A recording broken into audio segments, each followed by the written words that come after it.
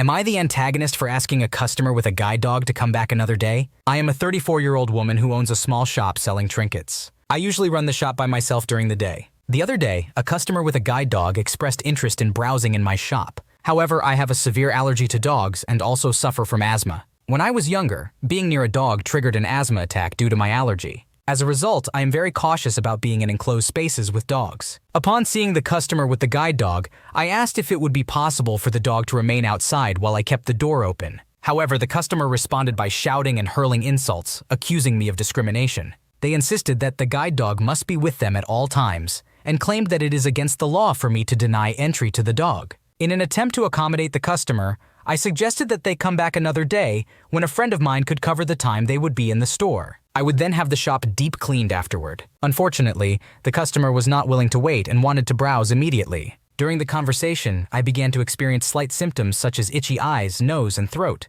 The customer continued shouting for a while, attracting the attention of passers-by. However, no one intervened or offered any assistance. Eventually, I had no choice but to lock the door, preventing the customer from entering, and close the shop for the day. Subsequently, they wrote a negative review of my store, accusing me of discriminating against people with disabilities. Now I am questioning whether I should have simply tolerated the discomfort and allowed them entry into my shop. Additional information. I did explain my allergies to the customer politely and emphasized their severity, but the customer seemed uninterested. I have medical documentation, including doctor's notes and prescriptions, to support my allergy condition, but the customer did not give me an opportunity to present them and continued to behave aggressively. When I mention sucking it up, I am not referring to tolerating slight discomfort. What I mean is perhaps I should have permitted the customer and dog to enter, hoping that my reaction would not be life-threatening, although I could not have known for certain. In order to avoid such situations, I have an air purifier, take daily medication, and regularly deep clean my shop. While I may experience discomfort from time to time, I never come into direct contact with dogs and do not confine myself in a small space with them. Therefore, thanks to my caution, I have not yet experienced a severe allergic reaction. To provide more clarity, I'm unsure if the customer was blind or not. To be honest, I wasn't paying close attention since I was feeling uncomfortable due to my allergic symptoms. As for showing my paperwork, I had no intention of showing them any doctor's notes initially, as explaining my allergy politely is usually sufficient. However,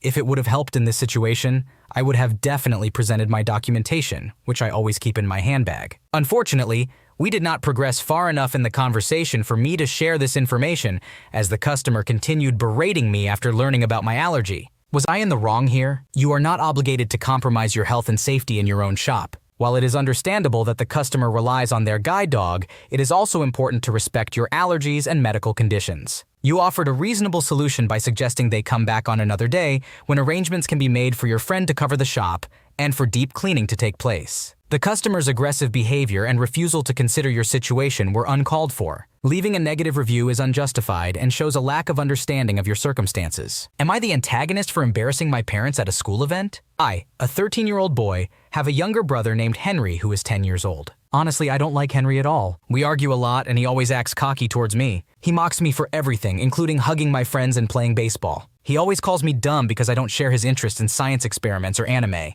Despite my parents telling him to stop, he continues with this behavior. Henry is a smart kid and did very well in school last year when he was in 4th grade. However, this year as a 5th grader with a female teacher, he is struggling. He doesn't turn in assignments, and he told me in private that it's because his current teacher is a woman. He denies saying this to our parents. Henry often gets in trouble at school for using slurs and engaging in other inappropriate behavior. Unfortunately, my parents believe that the teacher is making these accusations up. On one occasion, I overheard him and his friends using a derogatory slur multiple times while playing a Harry Potter video game when our parents were not home. Because of Henry's poor behavior and performance in school, my parents asked me to help him with an assignment. They even offered to pay me $100 to do it. The assignment was for a cultural day at his school, where kids have to do a report on their culture and bring in food and items. Families are allowed to attend the event. Since my parents are from Australia, I decided to focus my report on Australian baseball, which is something I enjoy watching but Henry dislikes. I also brought in some related memorabilia for the presentation. On the day of the cultural day, my parents and I attended the event. When Henry was showing his classmates and other parents the projects, I asked him questions about it. It became clear that he hadn't done any of the assignment. At that point, he admitted it, and I took it upon myself to confess that I had completed the report and shared what Henry and his friends had said about the teacher. This action of mine has made my parents angry. They say I embarrassed both Henry and them. Additionally, they claim that other parents are upset because I exposed their son's bigotry. Personally, I think it's funny. However, yesterday a girl at my school who happens to be the sister of one of the boys involved called me horrible for what I did. This conversation took place during history class, and it caused the class to argue, making it difficult for our teacher to steer the discussion back on track. On the other hand, my friends tell me that I did nothing wrong. So, am I the asshole? While it's understandable that you have difficulties getting along with your younger brother, your actions of intentionally embarrassing him in front of his classmates and parents were not justified. Rather than trying to help your brother with his assignment and encouraging him to do better, you took it upon yourself to complete the task and publicly exposed him for not doing the work. This not only undermined his efforts, but also potentially damaged his relationship with his friends and their parents. Additionally, sharing their inappropriate language in a school setting could have caused disruption and discomfort for others. Instead, consider talking to your parents about your concerns regarding your brother's behavior and any potential issues related to his school performance. It's important to address these problems in a constructive and supportive manner rather than resorting to public humiliation. Am I the antagonist for going too far and making my 18-year-old pregnant sister cry? I'm a 21-year-old female, and I'm the oldest among my 6 siblings. My younger siblings are Jazz, Dre, Ro, Jai, and Tia. Jazz is 18 years old, Dre is 17 years old, Ro is 15 years old, Jai is 12 years old, and Tia is 10 years old. My parents had high expectations for me, wanting me to set a perfect example for my younger siblings. They expected me to be the perfect daughter, sister, granddaughter, niece, and cousin. I was supposed to excel academically,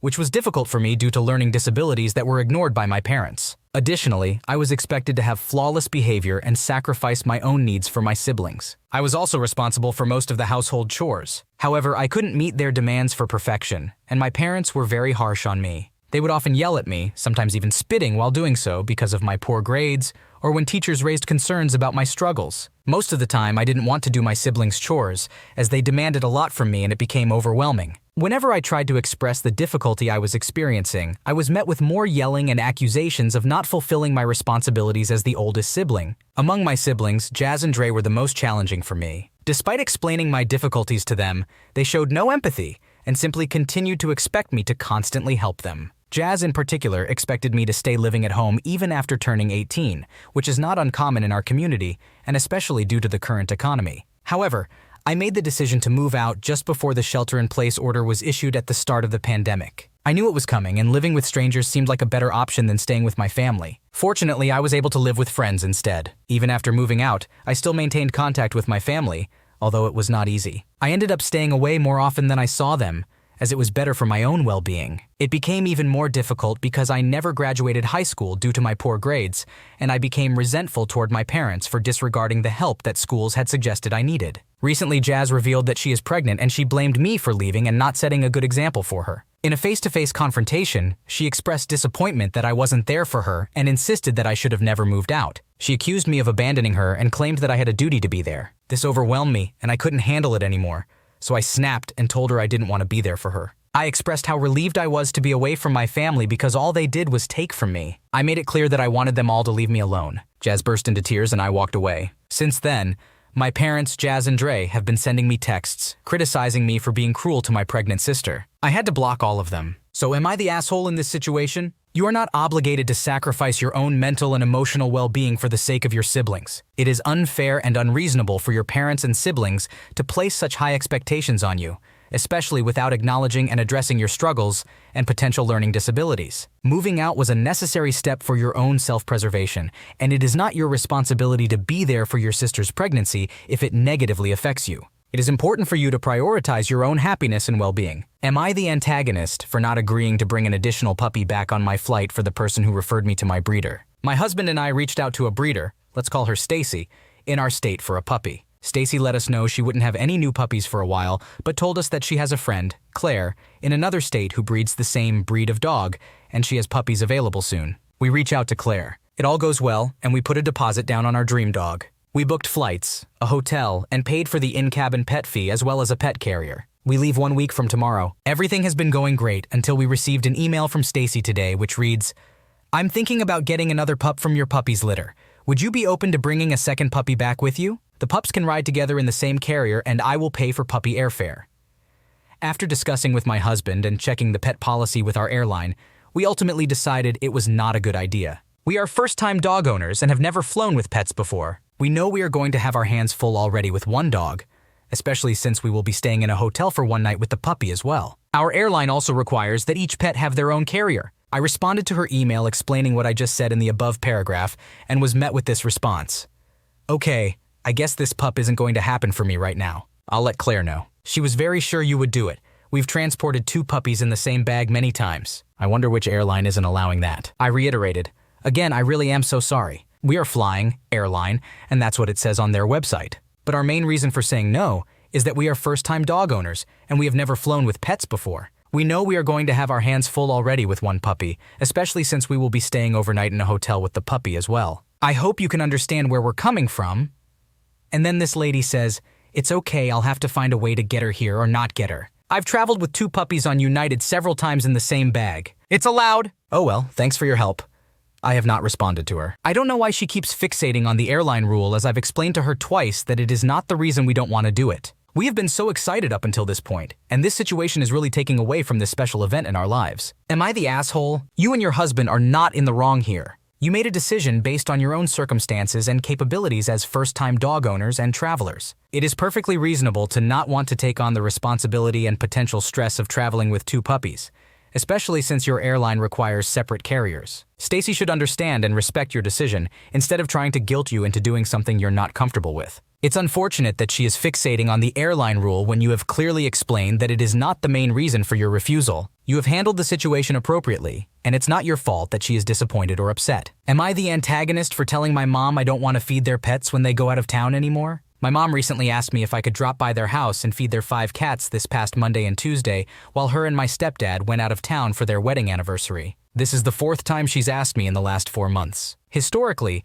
she asks about 4 to 8 times per year for 2 to 3 days at a time for the last 5 or so years, with the exception of 2022 since she had 2 surgeries. My mom lives about 30 minutes away from me, and feeding their cats only takes about 10 minutes max. I recently just graduated from grad school this past May and got a job as a data scientist with a big bank. Not only do I work on weekdays, but the commute is usually 45 minutes to an hour one way to the office. I go 2 to 3 times a week. I also have a rather strict workout regimen where I lift weights 4 times per week, Monday, Tuesday, Thursday, Friday, and do cardio 1 to 2 times per week, usually on my off days. I really hate missing a workout because I feel like if I have the attitude of it's only one workout, I'll start to make that excuse more often, which I don't want to do. I also tend to cook 2 to 3 nights per week during the week, as I'm trying to reduce the frequency in which I eat out, since it isn't as healthy and it's expensive. As it is, between working out after work, showering, I don't usually get home until 6:30 to 7 p.m.,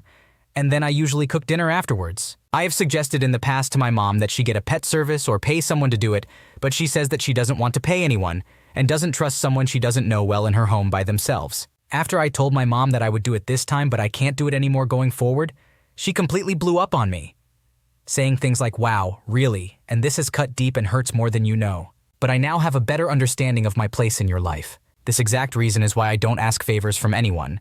It just leads to disappointment and a pretty lonely life." To make matters worse, I had just received news that my grandpa, also my mom's father, was in the hospital at the time with aspirating pneumonia as a result from a stroke he suffered a year ago and was only given days to live since he could not swallow anymore. At the time when my mom asked me, I didn't know about this, but she did. To give more of a background, my mom and I lived with my grandparents for 18 years, and I have much more of a mother-father relationship with them than I do my mom. They cared for me, signed me up for sports, took me to doctors, and even put me through undergrad and grad school, so I was obviously devastated when I heard the news about my grandpa, as he's like my dad. I feel like it's very selfish of her to expect me to do it every time when I'm working full-time and much busier now, in addition to doing it while my grandpa is in the hospital when that's time I could be spending with him during his final days. He passed away yesterday. I'm not sure if I'm the one that's being selfish or not because of how she reacted. Am I the asshole? You have valid reasons for not wanting to continue taking care of your mom's cats every time she asks. It's understandable that you have a busy schedule with work, workouts, and other responsibilities. You have also suggested alternatives like hiring a pet service, but your mom doesn't want to pay for it. Moreover, your mom's reaction to your refusal was unfair and manipulative. Guilt-tripping you by saying that she has a lonely life because of disappointments is not appropriate. It's not fair for her to put the burden of her emotional well-being solely on you. Additionally, given the circumstances of your grandpa's illness and passing, it's even more reasonable for you to prioritize spending time with him during his final days. Your mom should have been understanding and supportive in such a difficult time for you. Overall, you have been accommodating in the past, but it's time for you to set boundaries and prioritize your own well-being. Communication is key, so try to have a calm conversation with your mom about your concerns and the need for a better solution moving forward. Am I the antagonist for telling my sister to stay away from my baby? I am a 20-year-old female and I gave birth to my first baby 11 months ago. My boyfriend, who is 21 years old, and I decided to name her Abby. In order to save money, my mom has graciously allowed us to live in her house. Recently, my 32-year-old sister named Sierra moved in with us. She relocated here 4 months ago due to a new job opportunity. Although I don't know the specifics, she mentioned that she is currently working online and will transition to in-person work in a few months. I asked Sierra why she chose to live with us, and she explained that her workload is relatively light until she begins working in person. She wanted to lend a hand with Abby during this period. Given that my boyfriend and I work long hours and my mom has health issues, I was deeply touched by her offer. Sierra has been regularly offering to babysit Abby. Despite my limited resources, I offered to pay her multiple times, but she consistently refused any form of payment. In August, Sierra asked if she could take Abby to a lake day with some of our relatives, since my boyfriend and I couldn't attend. Trusting her, I agreed. Throughout the day, she sent me pictures. However, in the last picture, Abby appeared miserable and wet. Sierra explained that she had taken Abby into the water and that she just needed a nap. Later, while spending time with my 14-year-old twin cousins, I noticed a video they found amusing. It was a TikTok video where someone dropped a baby off a dock into a lake with only arm floaties. Unfortunately, the baby slipped out and sank. To my shock, the video on my cousin's phone showed Sierra recreating the scene with Abby. She dropped Abby into the lake from the end of a dock, with no other flotation devices except arm floaties. Abby's arm slipped through the floaties, causing her to sink instantly. My sister and cousins laughed for around 6-7 seconds before the boys hurried to retrieve her. The water appeared deep, and they mentioned that Sierra suggested recreating the video with Abby for laughs, fully aware that Abby would sink. Naturally, I confronted Sierra about this incident. However, she tried to justify her actions by saying that the boys were present to rescue Abby, making it safe. She never apologized and called me a helicopter mom. Our conversations always get cut off, and she insists that she knew what she was doing and would never put Abby in harm's way. As a result of Sierra's behavior, Abby is now attending daycare once again after 2 months. Sierra is no longer allowed to babysit, and she shows no remorse for her actions. Her reasoning is that she has spent so much time with Abby that she understands what is and isn't dangerous for her. She has completely lost my trust. Recently, Sierra mentioned wanting to take Abby to the park alone so that I could have a break. However, I declined her offer and she became angry, stating that she wants quality time with her niece and accusing me of overreacting. Given her refusal to acknowledge the danger of her previous actions, I firmly stated that she should stay away from my baby. As a response, she left and texted our mom, informing her that she will move out by next month. I'm starting to feel guilty now. My mom believes that I behaved cruelly. While she acknowledges that the responsibility is not solely on Sierra, she believes that I am being too harsh with her compared to my cousins. She thinks that my cousins are simply naive and impulsive teenagers, whereas Sierra, as an adult, should know better. My mom is pleading for me to apologize and move on. My boyfriend and friends also agree with my mom, believing that I should apologize to Sierra in order to maintain peace. I am aware that Sierra loves Abby, but was I too harsh when I confronted her? Am I the one in the wrong here? Your sister endangered your child's life and showed no remorse for it. It is completely reasonable for you to be upset and not want her around your baby anymore. Her actions were reckless and dangerous, and it's important to prioritize the safety and well-being of your child. Your mom's opinion doesn't change the fact that your sister put your child in harm's way and refused to take responsibility for it. Thanks for watching. When you subscribe, make sure to hit the bell to turn on notifications so you never miss a video. To finish listening to all the stories, check out the playlist in the description.